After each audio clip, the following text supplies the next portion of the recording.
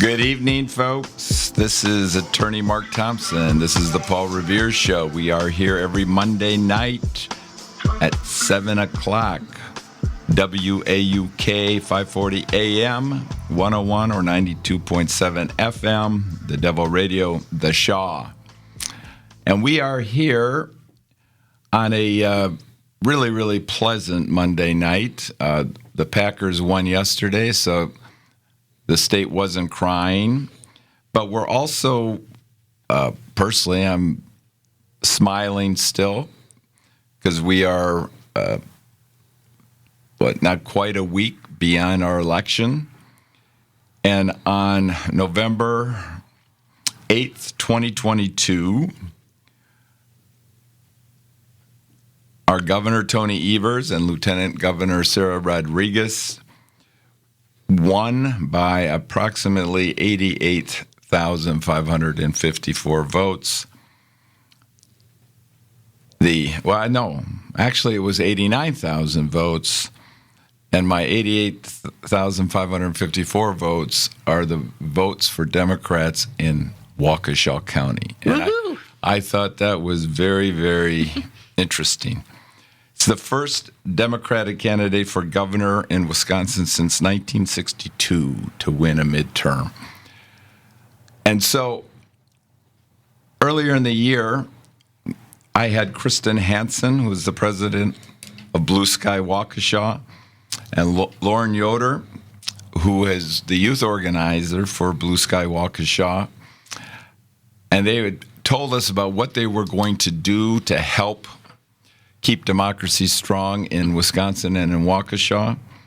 And they have been kind enough to join me tonight for an hour conversation of what exactly happened and what happened in Waukesha. So welcome, Kristin, and welcome, Lauren. How are you? We're great, Mark. Fantastic. Yeah? Happy to be here. So tell me, what happened? We won. No. Yes, we did. And by the way, Sarah Rodriguez is the first Democrat in a statewide position to hold, from Waukesha County, to hold that office since 1855. Since a guy named Barstow, which is the street just a block away from us. Isn't that amazing? That is how long it's been. Yeah, so we're very excited about that. Right, and we are really looking forward to having our Lieutenant Governor, Sarah Rodriguez, on the show again because she was on the mic several times. She worked so hard. She's great. She's fantastic. Yeah, it's going to be very, very exciting to see what she does with that spot. Yeah, I agree. But let's sort of sum up what happened from your point of view. I think it was a combination of the turnout game that we all talk about, right? So the Waukesha County Democratic Party, huge props to them, did a great job. That party is now, many dozen times bigger than it was, even 5 years ago. 200 people showing up for regular meetings.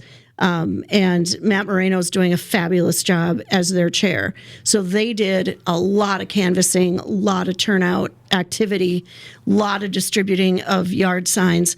And then Blue Sky does mostly digital things. We sent out 3 postcards to 57,000 households, doing that kind of the side of it. So it was a combination of that. For Our Future was out here. People who run nonprofits across the state are finally starting to figure out that they need to spend some time in Waukesha County if we're going to win statewide. For real. For real. Yeah, and so that's been getting better every year. And I think all of that came together, along with, of course, some disaffected Republicans who said, I can't do this again. I can't vote for Donald Trump light. I'm not going to do it. Then there were some very public, prominent people who decided to that they were going to vote for democracy with a small d. Yeah. So I think a lot of that happened, and then of course we can't ignore the Roe v. Wade situation, which reverberated across the country. So let's sort of break those topics down, and let's start with the last comment you made on Roe and the whole Dobbs decision. Yeah. And the abolition of the women's right to choose, control their reproductive rights, their right to an abortion, and taking us back to a law that predates, 1849? It was 1849, right? yeah. It's the 1 year after we became a state. Right. And women were not allowed to vote. And the loser of this campaign was adamant about standing by that position. How did you see that in the streets? I'll start, and then I'm interested for Lauren to tell what young women felt about this. But I think, I honestly think it was the Republicans were the dog that caught the proverbial car, right? They have been wanting to overturn Roe v. Wade for 50 years. And then when they did it, they were supposedly surprised that there was a giant backlash. The surprise is that they were surprised, in my opinion, right? So I think that women were underestimated enormously. If anyone thought that we were really just going to sit back and not do anything about this, they were wrong. And one of the postcards that Blue Sky sent said, "Your vote is private like your healthcare decision should be." And that's all it said. And that's all it needed to say. Because we have to remember that privacy to make your own healthcare choices with your doctor was what the real root of this was. Women of all stripes, this was certainly not, there was no age issue, there was no party issue. Women all over said, no, I'm not going to accept this. So, yes, from the voice of the future. So, Lauren. Yes. What were young women saying? I know I have never seen so many apolitical people suddenly become so political. And I think it's because, for the most part, when you're young, you don't really see how politics is affecting your life. And then when it's put so obviously in front of you like this was, I'm college age, so all of my friends are around the same age as well, and they all of a sudden this was a right they had had their entire lives. This had never been a question whether or not they'd be able to access an abortion, and suddenly it's just gone. And they have to have the conversations with their friends of what happens if one of us needs this. And that's not a conversation that anyone ever expected to have. Even my mom was born just 2 years before Roe was decided, and so even her entire life. And so these are generations of women who grew up not expecting this to ever become an issue. So it definitely was it was such a driving factor. All of these people that I didn't think ever voted, I know a lot of them didn't ever vote before, all of a sudden were posting pictures and saying that they had voted and pushing their friends to do the same because it was so important. And while people can't get abortions right now in Wisconsin, there's a difference between that and then criminalizing it as well. And so that added a whole other element of fear. And I think that really drove a lot more people than anyone expected to the polls. So with young women and these discussions, where did they take place? Were they on? Everywhere. TikTok, where? A lot of them, TikTok is a very big platform, and a lot of women are able to kind of share their individual stories that way, and people can rally behind them like that. They happen on every form of social media. They happen between friends, between family members, in classrooms. We had discussions about this in some of my classes last year before Roe was overturned, just kind of all of us making sure that we had resources that we needed that we could get out to other people. This is a conversation that you just have to have with your friends right now. This isn't something that we can just kind of keep to ourselves and wonder what if this happens, because if this happens, it's not as easy anymore as just being able to drive to a clinic. You have to cross state lines and risk, what if we elected a Tim Michaels and it became criminalized and you could no longer cross state lines? What happens then? Everyone that I know had these conversations with their friends, with their family. My sister and I had this conversation. This is just kind of the reality that we have now, and it's terrifying, but it's necessary. So how did that, in terms of the partisan divide, it sounds like this is a discussion that was young women, not necessarily just women that were leaning blue or left, right? Is that? No, 100%. It was all women because, I mean, you'll see most Americans are pro-choice. Like, we'll put that out there to begin with. Most Americans are pro-choice. I think in the past, it hasn't necessarily been the deciding factor for votes because it's been established as the law of the land. However, this year it wasn't anymore. And so a lot of people were turning out regardless of party because one of the things that Michael's campaigned on in a very large way was criminalizing abortion. And then there were talks and then backtracks on things like birth control and Plan B too. And so this fear was very, very real. Yeah, I mean, and it's still a real fear. Yes. Yeah, it is. I mean, we do have Josh Call, who's was reelected. Thank God. We know that he's not going to go prosecute doctors. Right. He's certainly not going to go out and prosecute young women. Right. But we still have an assembly and a state senate. Well, that is, they're going to have to come up with a plan. Right. This will be very interesting. One of the things that Sarah Rodriguez, when she was campaigning, she is a public health nurse by profession. And one of the things she talked about is when they were discussing abortion, she would try to ask clinical scientific questions, and they would just gavel her out. We will now have a lieutenant governor who is a public health nurse.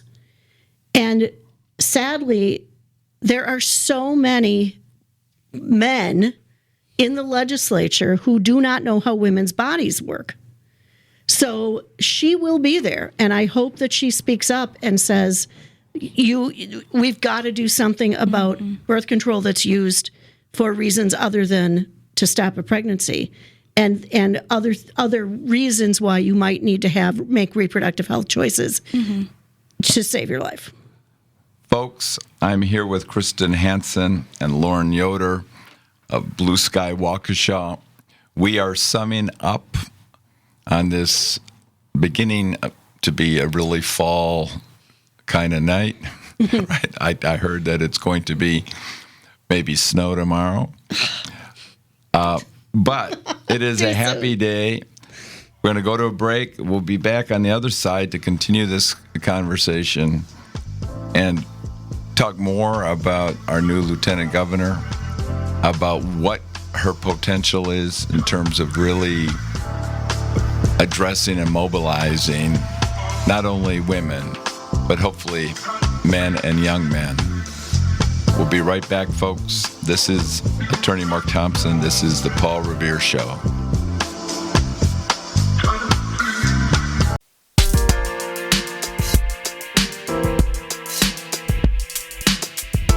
Welcome back, folks. This is Attorney Mark Thompson. This is the Paul Revere Show. This is WAUK 540 AM, 101 or 92.7 FM.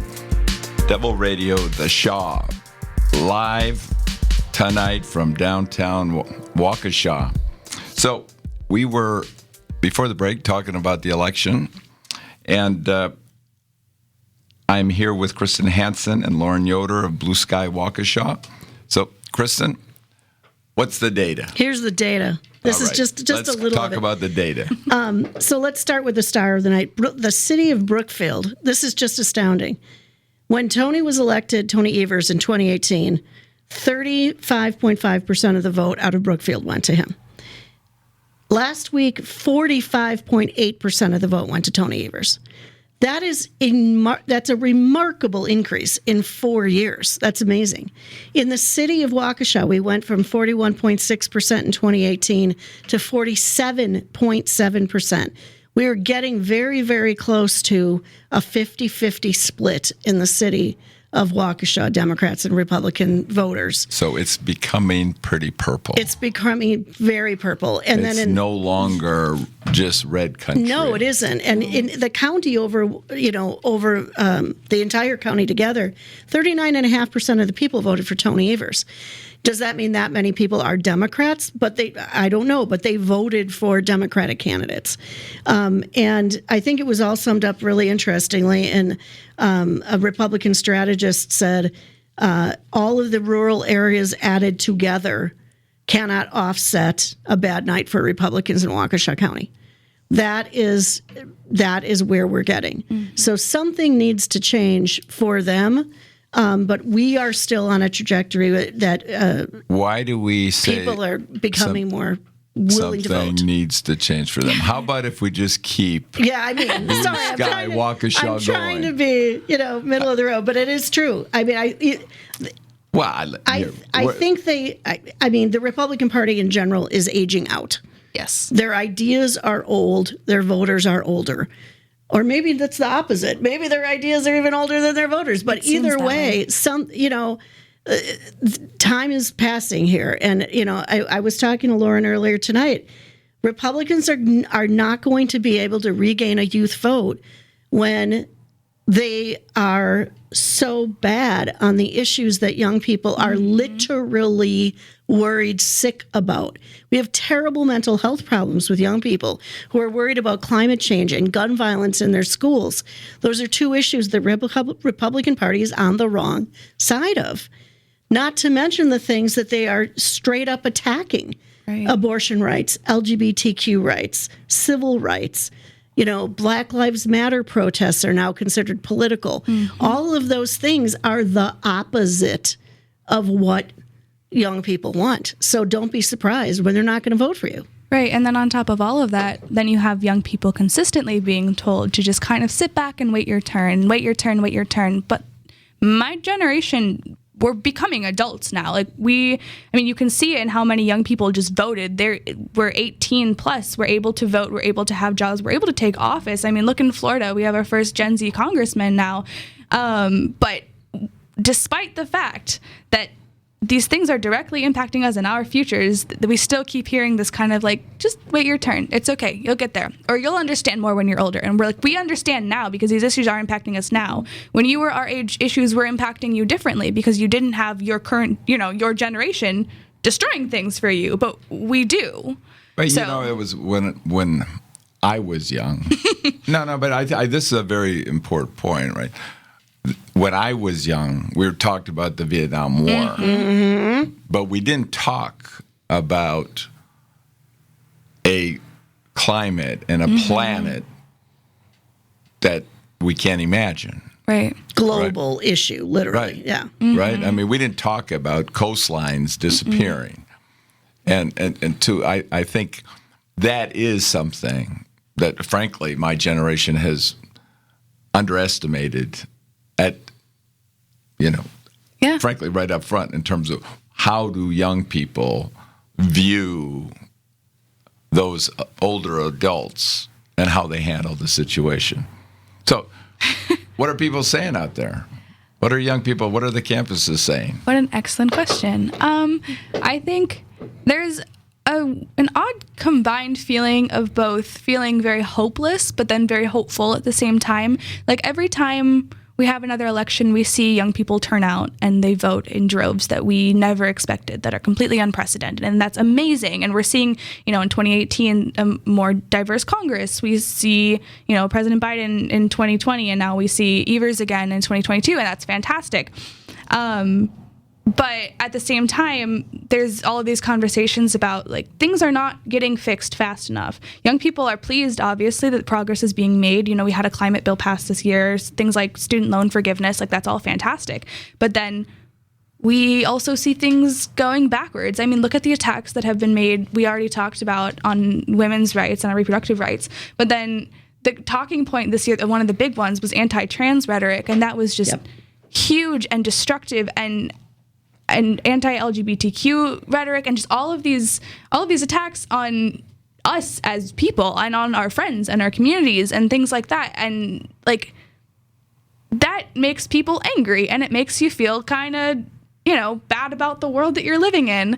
And why should you feel good about things when that's how people who are in power are talking about you and talking down to you?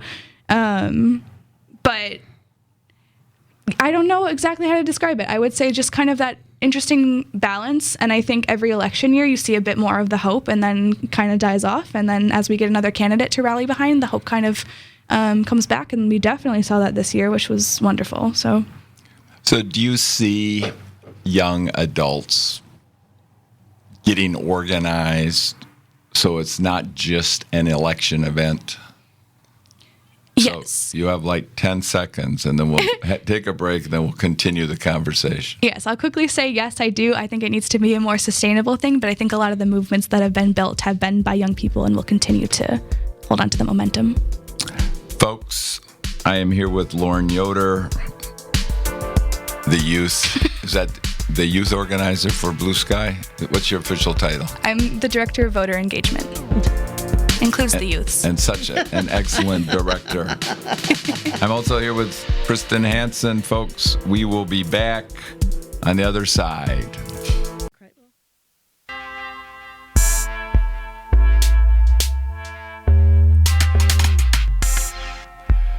Welcome back, folks. This is Attorney Mark Thompson. This is the Paul Revere Show. This is WAUK 540 AM 101 or 92.7 FM. We are here every Monday night on Devil Radio, The Shaw. And we are here talking about democracy in the state. And tonight in particular, we are here with Kristin Hansen, who's the president of Blue Sky Waukesha, and Lauren Yoder, in charge of campaigns. Sure. Yeah. And we've sort of been debriefing the November 8th election and how the Waukesha has impacted those outcomes, and how Waukesha County and some parts of Waukesha County are very, very purple and no longer just red. If they were ever just red, I think they've all been purple, but more red purple, and now it's more of a blue purple, right? Yeah. So one thing that we haven't touched on is sort of the demographics in Waukesha and outside. You know, I live in Milwaukee County. I live in the city of Milwaukee. I have the honor and privilege of doing Waukesha Radio. And I'm delighted to do it because I've really learned a lot about what's happening outside of the city. So what are the demographics, and how is that changing, and how is that impacting elections? I know that in the city of Waukesha, according to the last census, we now have over a 12% Latino population. So that is certainly the largest it's probably ever been. That makes a big difference. Anecdotally, we all know that the county is becoming more diverse. The cities of Waukesha and Brookfield especially are becoming more diverse. We have a thriving mosque in Brookfield. And of course, you know, there is an issue in the census because the people from the Middle East, Arab American is not a choice.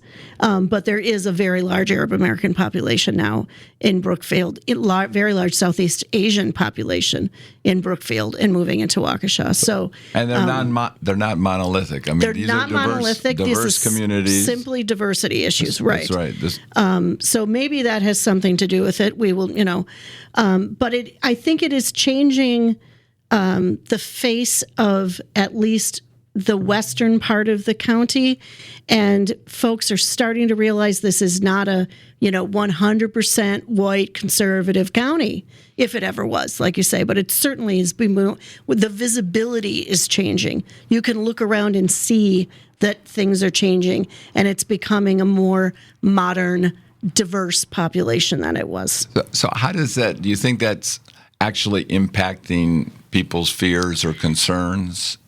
When you talk about visibility, I don't. Were you talking about in this sense, visibility about signs, partisan signs? Oh, right. Right. I mean, so I think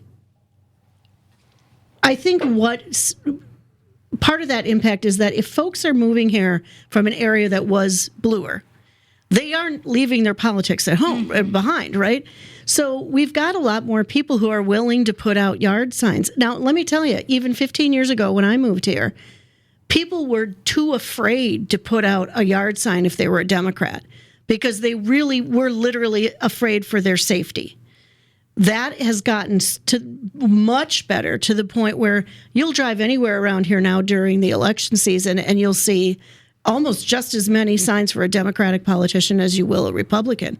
So that kind of visibility matters. Absolutely. Little democracy. Because, folks are moving here. Like I said, they're bringing their politics maybe with them. The young people are growing up and staying here because it's a nice place to live and work and raise your family.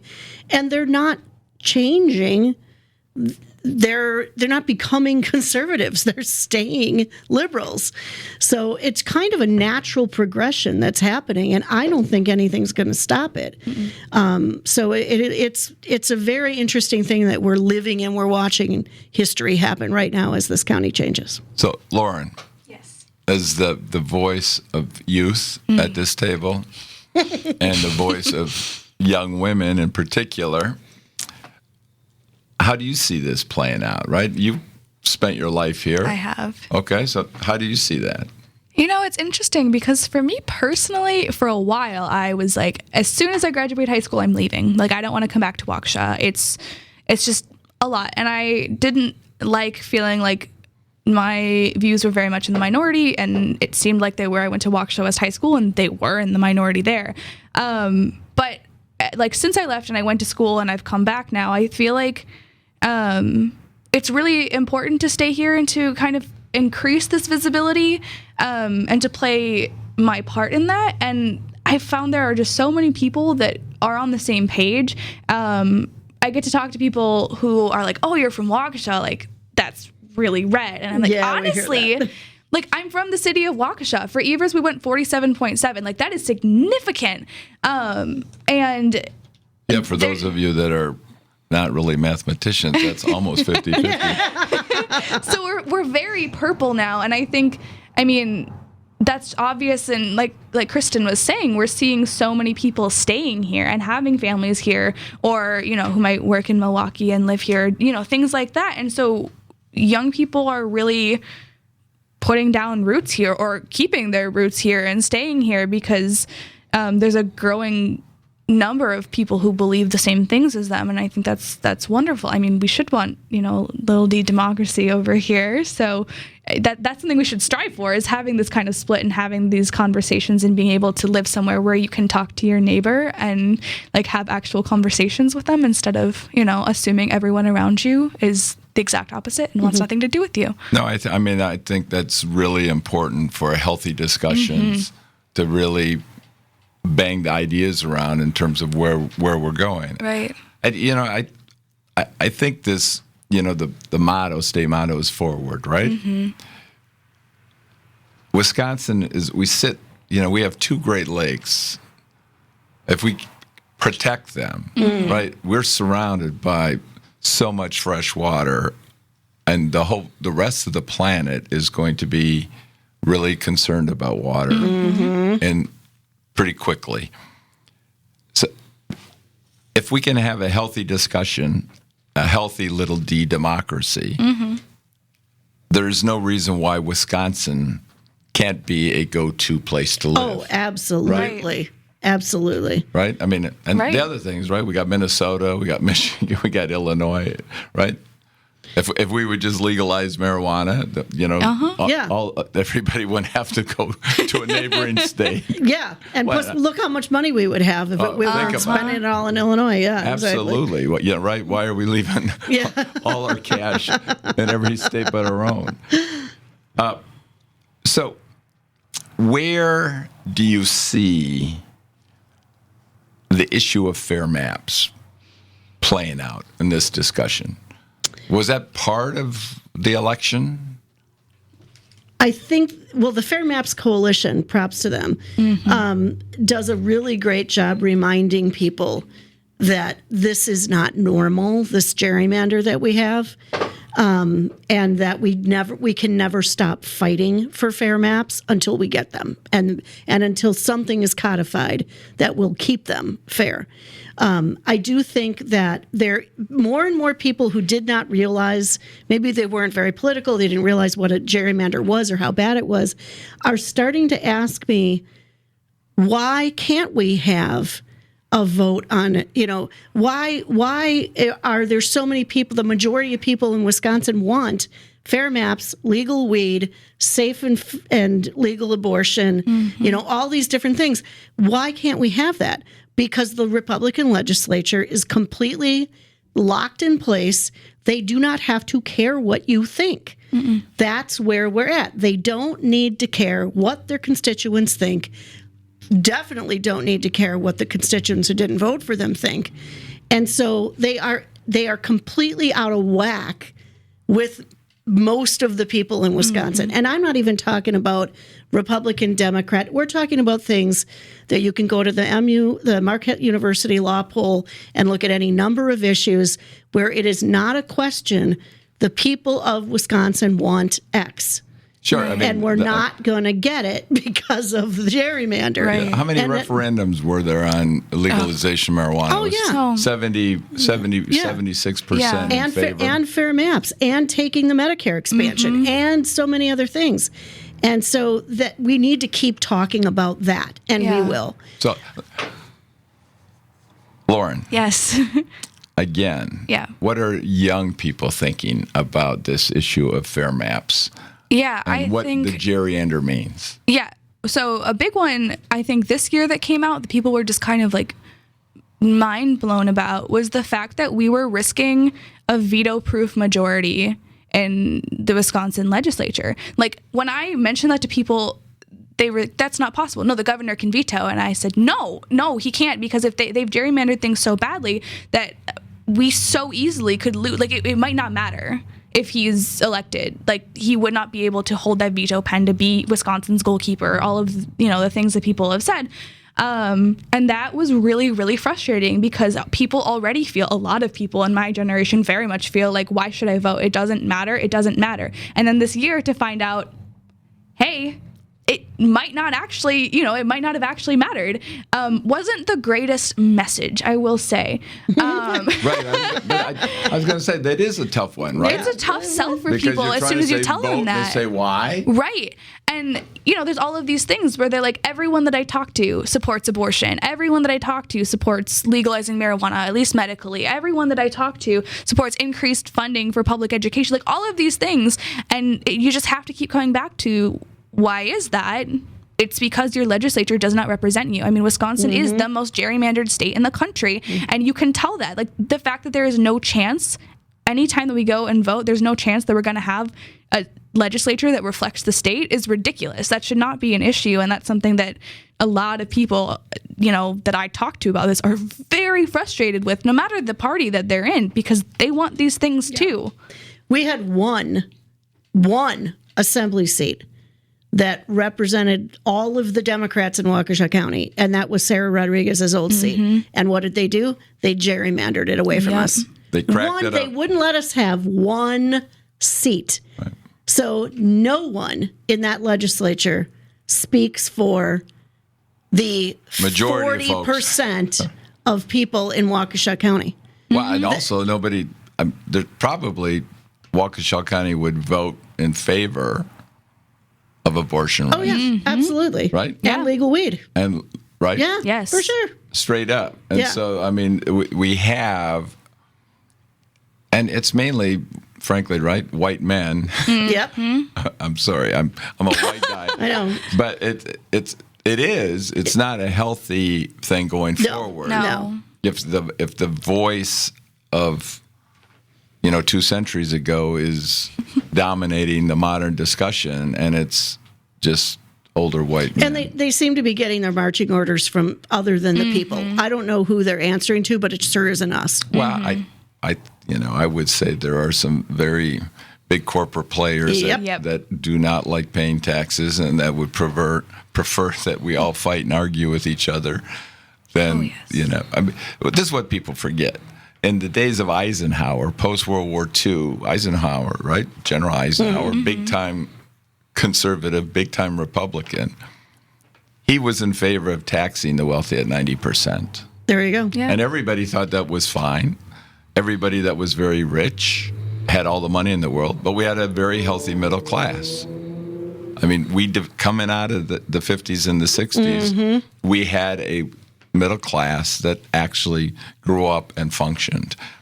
And I do believe that that's sort of that's the background that dominates, especially, when you talk about gerrymandering, the money. Mm-hmm. Yeah. Right? Yeah. Now, we'll talk about the money a little bit on the other side. Folks, I am here with Kristin Hansen and Lauren Yoder, Blue Sky Waukesha. We are talking about the relief we all had on November 8th, or those of us that look forward to a world that with a healthy climate and a diverse, healthy group of folks. We'll be back on the other side of the break. This is Attorney Mark Thompson. This is the Paul Revere Show.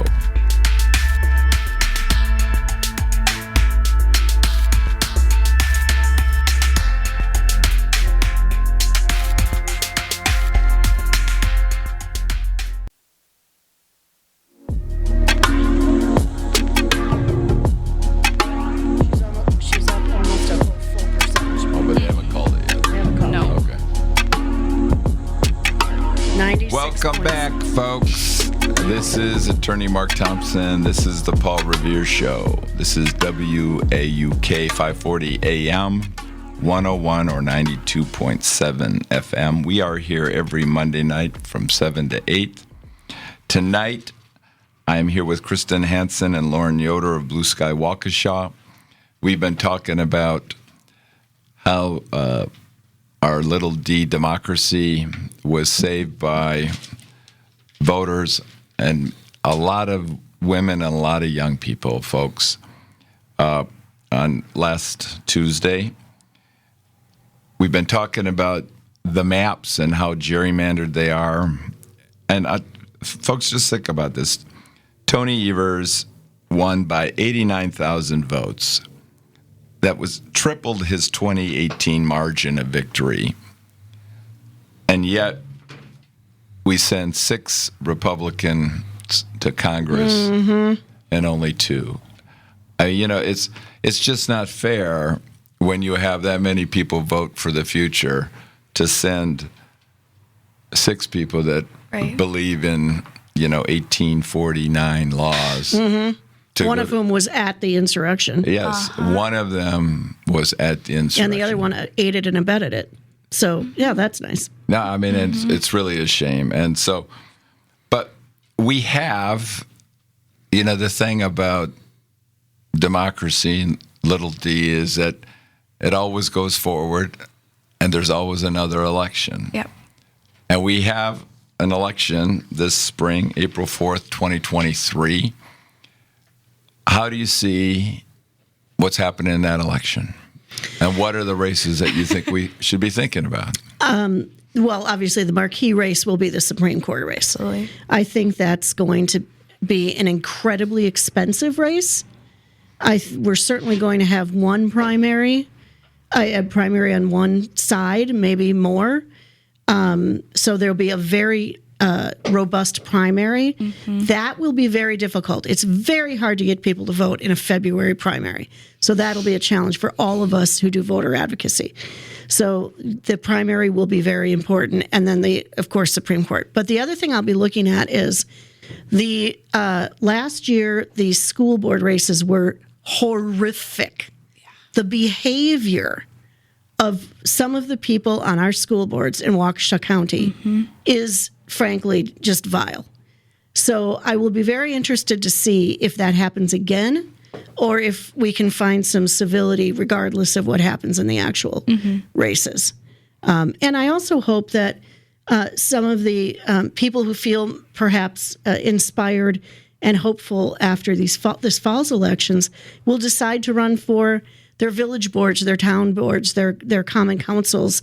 Do a little research into the area you live in and find out if, maybe you're a better choice than the person who sits there now. And maybe you really could win. Maybe you need to give it a shot. If you do, there's a lot of help out there for you. And, contact us at Blue Sky and we'll point you in the right direction. So, Lauren. Yeah. You've been out there. Yes. Do you see a movement towards young people getting involved in these local elections coming up in April? I do. I think with more social media use, and I think people talking a lot more about politics on social media, a lot more open, people are really starting to see just how deep the impacts of politics are. Like, everything is political, and a lot of the most important races and the ones that you can influence the most, if you want to talk about your vote counting, is at the local level in these spring elections. And that seems to be something that's really important for a lot of young people, is how does my vote matter? Does it matter? And so at the very least, from a voting perspective, I see a lot of younger people getting involved in the spring elections, and even volunteering. Like I was saying before, there have been a lot of movements built up and a lot of momentum behind issues that young people advocate for. And I think that is being carried on now more sustainably, I think, than it has been in the past, because we're seeing that you really can't take your foot off the gas even for a couple of months, because that's how you lose races. And we can't afford to lose this race for state Supreme Court. We cannot afford to lose that. We can't afford to lose these local races either. So I think let's we have a few minutes here before we wrap up. Yeah. And let's just focus at the Supreme Court race. Yes. Because I moved to Wisconsin in 1984, and I think this may be the biggest race for a Supreme Court spot since I've moved here. Consequential. Yeah, because I look around and we see that our current makeup of the Supreme Court bought in to these gerrymandered maps. Oh, yeah. I mean, they just completely ratified this notion that you could have rigged elections. Ironically, justice was not what they had in mind when they... No, absolutely. Yeah. And what people forget is that there was a federal court that found the gerrymander in Wisconsin was unconstitutional. Right? And the U.S. Supreme Court said, we're just going to stay away from that. But what they said is then it's up to the state Supreme Courts. That whole idea of whether we can have little d democracy, fair maps, really is one of the issues on the table. Absolutely. Right? Absolutely. The other issue is we have a state constitution that is wide open to say that Roe can be the law. Right. Or that we can have reproductive rights. Right. That's an open question. So do you see those issues being strong enough to excite people in February? Yeah, I do. I agree. Yeah. Yeah, so what do we do? Right? What do we do to get young people out there?